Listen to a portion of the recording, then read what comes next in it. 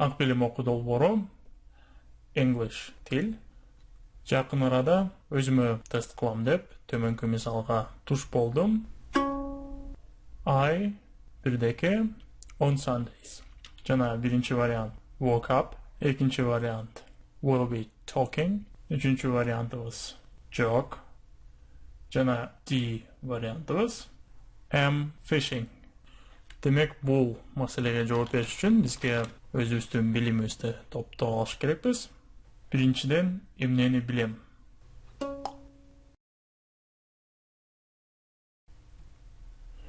Бул этиштер, ойгонуу, сүйлөшүү, муну мен билбейт жана балык кармоо. Экинчиден, этиштерибиз түрлүү формада берилиптир. Мисалы бул woke up өткөн чакта, экинчиси келер чакта, жана башка. Жана бул жерде сөздөрдүн баары балким жок деген сөздөн тышкары белгилүү. Жок дегенибиз эмне экен? Аныктап көрөбүз. Ал эми Sunday болсо, бул жекшемби күнү, жана S дегенибиз бул көптүктүр.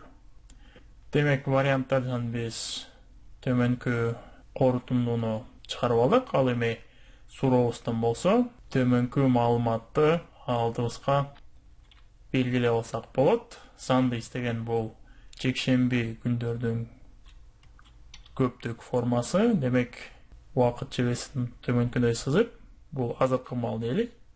Жана жебени T time деген тамга менен белгилеп алабыз. Жана жекшембилерди төмөнкүдөй белгилеп алсак, жана бүгүн дагы жекшемби күнү дейлик. Демек убакыт жөнүндө айтып жатканда биз кандайдыр бир мөөнөт тууралуу айтып жатабыз. Бул кандайдыр бир убакыт мөөнөт экен. Муну биз суроодон таап алдык. Жана биздин биринчи корутундубуз этиштер деп баарын атабадыкпы? С вариантыбыз жок деген этиш экенин кандай билебиз? Аны биз төмөнкү билимдин негизинде чыгарып алдык. Англис тилинде этиштер зататочтон же ататочтон кийин турат. Жана адаттагыдай сүйлөмдүн ирети өтө эле так англис тилинде. Ошондуктан бул жерде жок деген сөзүбүз этиш экенин билебиз.